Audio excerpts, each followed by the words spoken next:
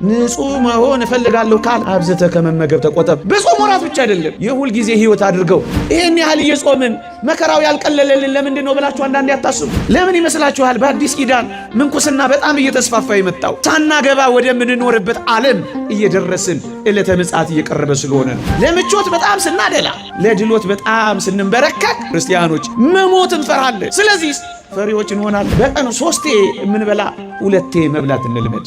ሌላውንስ ማካፈል እንልመድ። ሀገር የሚያሸጠው እኮ ገንዘብ ነው። ቤተ ክርስቲያንን የሚያሸጠው እኮ ገንዘብ ነው። ሰውን ሳይቀር እያሸጠው ያለው ገንዘብ ነው። በጾም የሚደክሙ ሰዎች፣ በጾም ክርስቶስን ለማገልገል የሚራቡ ሰዎች ብርቱዎች ይሆናሉ። በ6 ሰዓት ውስጥ ነው ጦርነቱ ያበቃው። ጿሚዎቹ በላተኞቹን የበሏቸው። ኃያል ነው የምትሆነው። እግዚአብሔር ከአንተ ጋር መስራት ነው የሚጀምረው። ጠግቦ መመገብ የዝሙት አባቷ ነው ይሉና በጾም ሆድን ማስጨነቅ የንጽህና እናቷ ናት ይላሉ።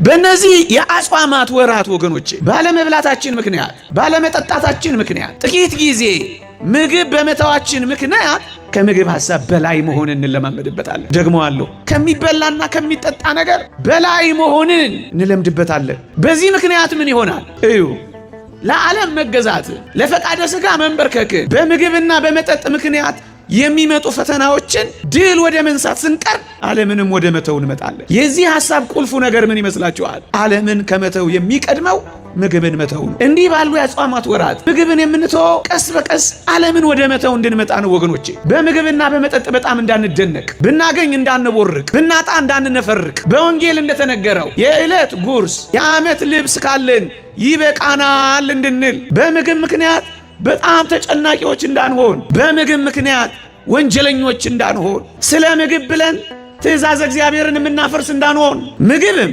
መጠጥም ድሎትም ምቾትም ቀስ እያልን እያራቅን ከዓለም እየወጣን እንሄዳለን ወገኖቼ። እነዚህን የጾም ወራት ምግብ መተዋችን እንደነዚህ ላሉ ሕይወቶች መለማመጃችን ሕይወታችን ናቸው። የተወደዳችሁ ክርስቲያኖች ሰማዕታት ሰማዕትነት ከመቀበላቸው፣ እቶነ እሳት ውስጥ ከመግባታቸው፣ በመንኮራኩር ከመፈጨታቸው፣ በሰይፍ ከመመተራቸው በፊት መተው ይለማመዳሉ። ሁሉንም ይዋቸው ወይ የድሎት ቤታቸውን ይተዋሉ፣ የሞቀ ቤታቸውን የሰላ ንብረታቸውን ይተዋሉ፣ ስልጣንን ይተዋሉ። ቅዱስ ጊዮርጊስን አትመለከቱትም? ማይረጉን ስልጣኑን ነው የሚተወው። ከዚያ በኋላ ነው ለሰማዕትነት የሚበቃው ወገኖቼ። የተወደዳችሁ ክርስቲያኖች ምግብን የሚተው ሰው፣ ስለ ምግብ እጅግ የተጋነነ አድናቆት የሌለው ሰው ሀብትን ወደ መናቅ ይማራል። ስለ ሀብት ብሎ መገዳደል ያቆማል። ራሱን በልኩ የሚያስተዳድር ሰው ይሆናል። ማካፈልን ይለምዳል። በዚህ ምክንያት ምን ይሆናል? በጣም ሰላማዊ ነዋሪ ይሆናል። ዓለምን ወደ መተው በቀረብን ቁጥር የተወደዳችሁ ክርስቲያኖች ወደ ሰማዕትነት ጭምር እየቀረብን ነው የምንሄደው። ምግብን የሚተው ሰው በጣም ደፋር፣ በጣም እውነተኛ፣ በጣም እግዚአብሔርን ፈሪ፣ እውነት ተናጋሪ ነው የሚሆነው። ምግብን የሚተው ሰው ለምግብ፣ ለምቾት፣ ለድሎት የሚንበረከክ ሰው ግን ፈሪ ነው የሚሆነው ወገኖቼ። ለዚህ ዓለም ስልጣን ተሸናፊ ነው የሚሆነው። ለዚህ ዓለም የአይን አምሮት፣ ለዚህ ዓለም የልብ ምኞት ተንበርካኪ ነው የሚሆነው። ሁለት ነገር እየነገርኳችሁ ነው ምእመናን፣ አስተውላችሁ ከሆነ ምግብን በመተው ቀስ በቀስ ሀብት መናቅን መተው እንለምዳለን። የሌላውን መመኘት እናቆማለን። ይልቁንም የራሳችንን መስጠት እንለምዳለን። ምግብን በመተው ዋናው ትኩረታችን ምግብ ላይ ሳይሆን መንፈሳዊው ዓለም ላይ መሆን ሲጀምር ዓለም መውጣት እንጀምራለን። ለምን መሰላችሁ ወገኖቼ?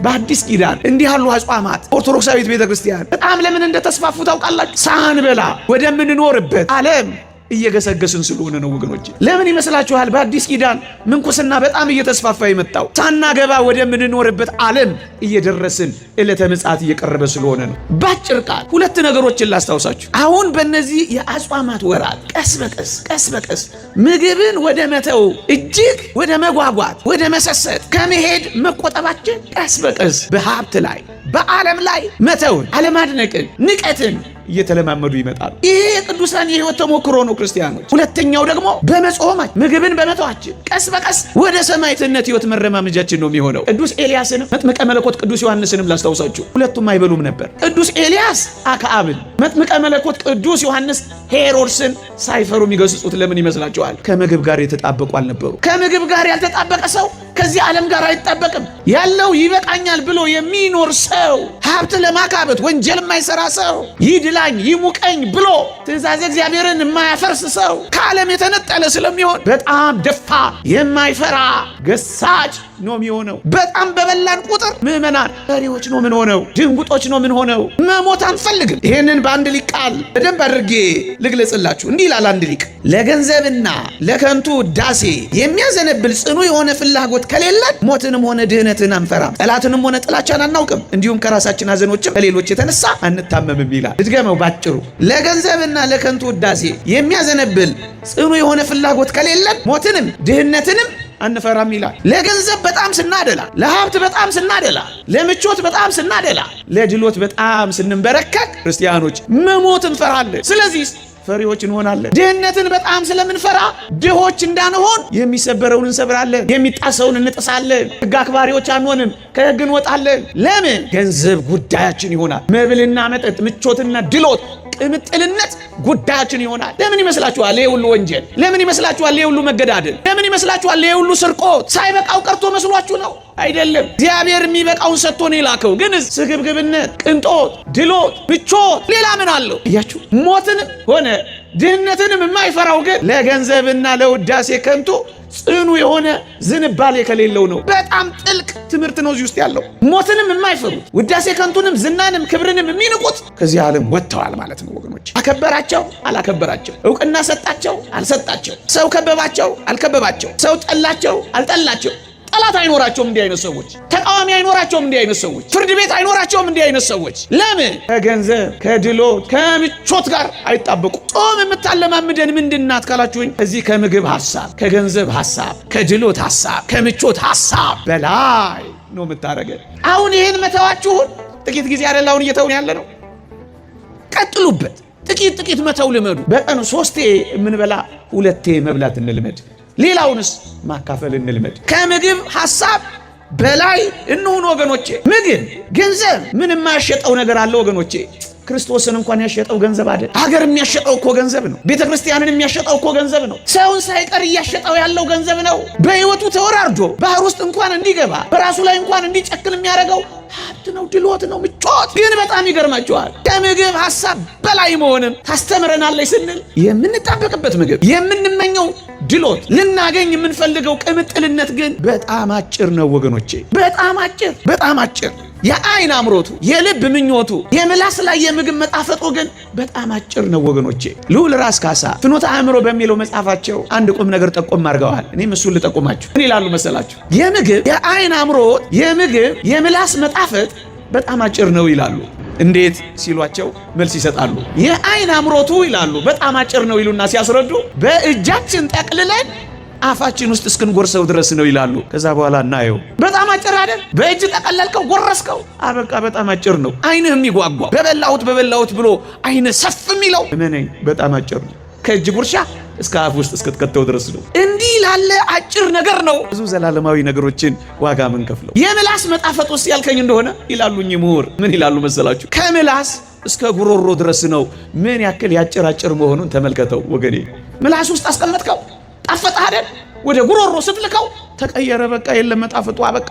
በጣም አጭር ለሆነ ነገር እኮ ነው መከራ እየበላን ያለ ነው። የአይን አምሮቷ፣ የምላስ መጣፈጧ፣ የልብ ምኞቷ በጣም አጭር ናት። ምግብ አይደል ትልቁ ነገር? በጣም አጭር ነው የምላችሁ። ከዚህ ሐሳብ በላይ መሆን ነው ጾም ወገኖቼ። ምግብን የሚተው ሰው ዓለምን ወደ መተው።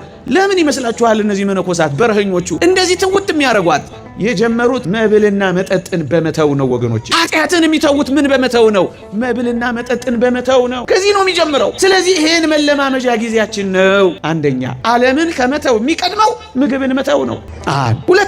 ሁለተኛ በጣም ይደንቅ ነገር በዚህ በጾም ውስጥ ያለ መንፈሳዊነትን ሁለተኛው ደግሞ ላንሳላችሁ። የተወደዳችሁ ክርስቲያን፣ አሁን ስንጾም ምንድን ነው የምናገኘው ካላችሁ ሆይ የሚጾሙ ሰዎች ጿሚዎች ደካሞች አይደለም ምን ሆነው በጣም ኃይለኞች ነው ምን ሆነው። ብዙ ጊዜ እንደ ሰውኛ ስናየው የሚጾም ሰው ላንቁሶ የሚመስል ነው የሚሆነው። የሚከሳ፣ የሚጠወልግ፣ የሚደር፣ የሚደክም፣ የሚደነዝዝ፣ የሚፈዝ፣ የሚንጎላጀጅ ነው የሚመስለው። ነገሩ ግን እንደዚህ አይደለም ወገኖቼ። እውነተኛ መንፈሳዊ ጾም የሚጾሙ ሰዎች ከጾም የሚያገኙት መንፈሳዊ ጥቅም ቢኖር ምንድን ነው ካላችሁ ወይ ሲደክሙ ኃይለኞች ይሆናሉ። እደግመዋለሁ፣ ሲደክሙ ኃይለኞች ይሆናሉ። ቅዱስ ጳውሎስ ስንደክም ኃይለኛ እንሆናለን ብሏል። በጾም የሚደክሙ ሰዎች፣ በጾም ክርስቶስን ለማገልገል የሚራቡ ሰዎች ብርቱዎች ይሆናሉ። ምክንያቱም ኃይለኛው እግዚአብሔር በእነሱ ውስጥ ያድራል። ስጋቸው ከአጥንታቸው የተጣበቀ ቢመስልም እነሱ ብረት ናቸው። ምክንያቱም ክርስቶስ ከእነሱ ጋር አለላቸው። ምዕመናን ስንደክም ያን ጊዜ ኃይለኛ እንሆናለን የሚለው ቃል የታመነ ነው። በጾም የሚደክሙ ሰዎች ብርቱዎች ነው የሚሆኑት። ወገኖቼ መጾም ሳይሆን አለመጾም ነው ሕዋሳትን የሚያደክመው። እስኪ እንጠያየቅ፣ የምር እንወያይ። እዩ በጣም በላተኞች ሰዎች እያያችሁ ነው። ሕዋሳታቸው እየደከመ ነው የሚሄደው። በጣም ምንበላበት ቀን ላይ ተመልከቱ። እንቅልፍ ነው የሚለን፣ መንቀሳቀስ ነው የሚያቅተን፣ በቅጡ ስራችንን መከወን ነው የሚሳነን። ላስታውሳችሁ፣ ራሳችሁ ታውቃላችሁ። በዚህ በሆስፒታል ያለውን ሰልፍ እንኳን ተመልከቱ። ደም በዛ፣ ስኳር በዛ፣ የሆነ ነገር በዛ፣ ኮሌስትሮል ከምን የሚመጡ ይመስሏችኋል? የሰውነታችን ሕዋሳት የሚደክሙት ብዙ በበላን ጊዜ ነው ወገኖቼ። ብዙ መመገብ እንጂ የሚያደክመው ብዙ መጾም አይደለም የሚያደክመው ወገኖቼ። እንደውም መጾም ኃያል ነው የሚያደርገው እያልኳቸው፣ ያበረታል። ምክንያቱም ብቻችንን አንሆንም፣ እግዚአብሔር ከኛ ጋር ይሆናል። ከምንራብለት አምላክ ጋር አብረን ስራ መስራት እንጀምራለን ወገኖቼ። የተወደዳችሁ ክርስቲያኖች ከዳን እስከ ቤርሳቤ የገዛውን ንጉሥ ዳዊትን ተመልከቱ። ጿሚ እኮ ነበር ወገኖቼ። ሰውነቴ ቅቤ በማጣት ከሳ የሚል፣ ነፍሴን በጾም አስመረርኳት የሚል ጿሚ እኮ ነበር ንጉሥ ዳዊት። ግንስ ከዳን እስከ ቤርሳቤ ገዝቷል። ምግቡንን ከእንባው ጋር የሚቀላቅል፣ መጠጡን ከዓይኑ ፍሳሽ ከእንባው ጋር የሚያዋህድ ጸሎተኛና ጿሚ ነበር እኮ። ከዳን እስከ ቤርሳቤ የገዛው ታላቁ ንጉሥ ምን ነበር ካላችሁ ጿሚ ነበር ወገኖች። ከለዳውያን እጃቸውን ላይ አፋቸው ላይ እጃቸውን ያስጫናቸው ነብዩ ዳንኤል ጿሚ ነበር ወገኖቼ። መጾም ብርቱ ነው የሚያረገው። መጾም ኃያል ነው የሚያረገው። መጾም ንቁ ነው የሚያረገው። መጾም መንፈስን ከፍ ነው የሚያረገው። ለዚህ ነው ነብዩ ዳንኤል እንደዚያ ብርቱና ተፈላጊ ሰው የሆነው።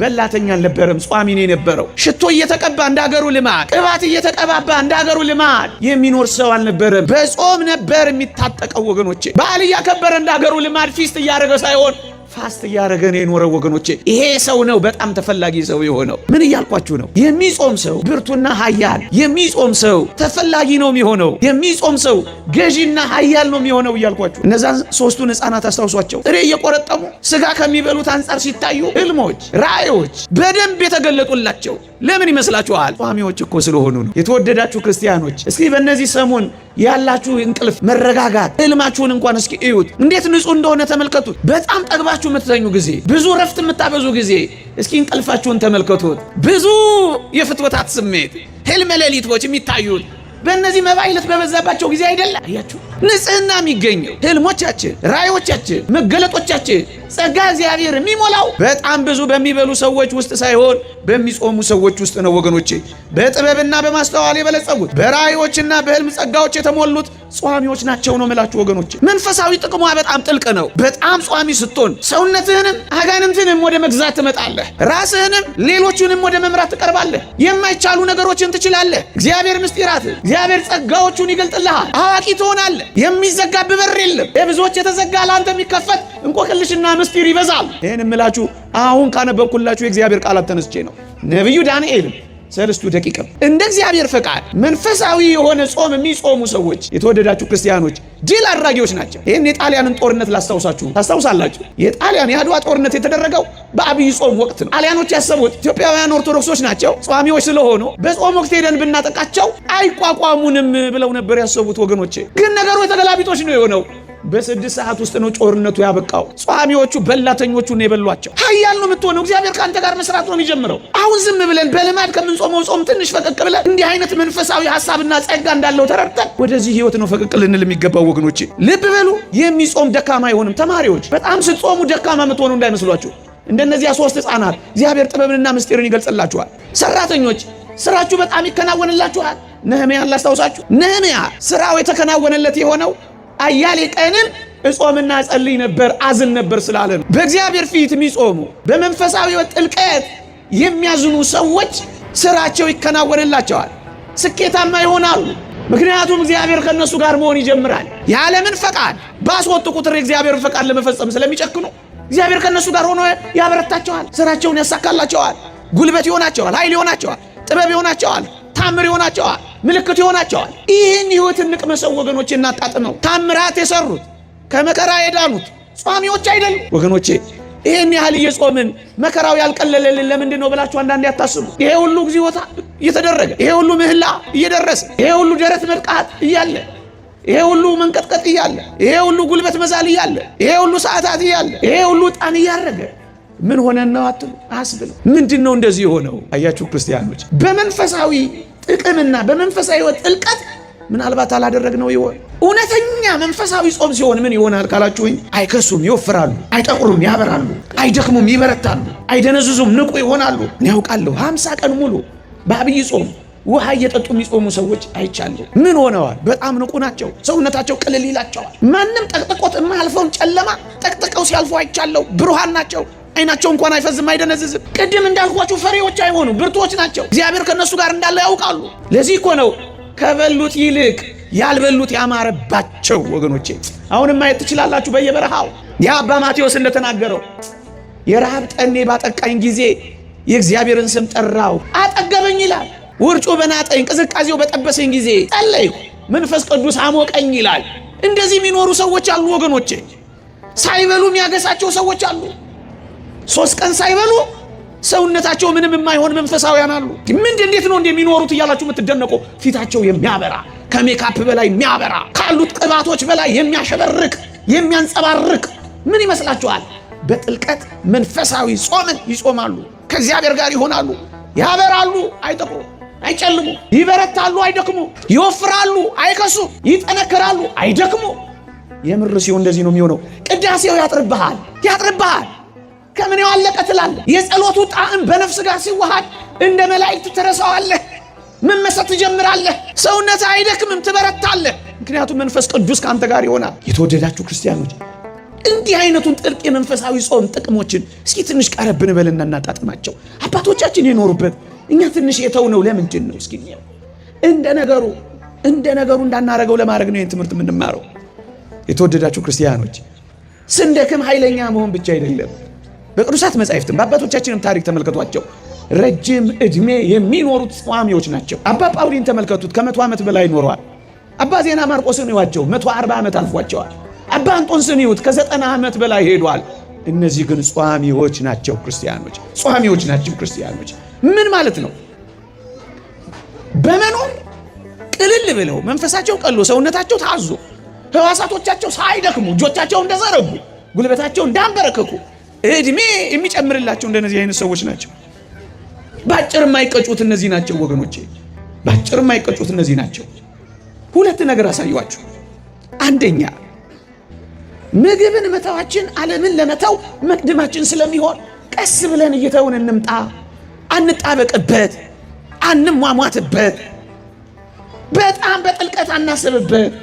እንደ ነገሩ ብቻ ለመኖር ብቻ ያን ያክል በጣም አስፈላጊ አይደለም ብዬ የጠቀስኩላችሁን ዮሐንስን አፈወርቅን ቃል አትርሱት። አንደኛ። ሁለተኛ በጣም በመጾማችን ምክንያት የጾም ሕይወትን በመለማመዳችን ለገንዘብ፣ ለምግብ፣ ለምቾት፣ ለድሎት፣ ለቅንጦት እምብዛም ፍላጎት እያጣን ስለምንሄድ ለሰማዕትነት የቀረብን እንሆናለን።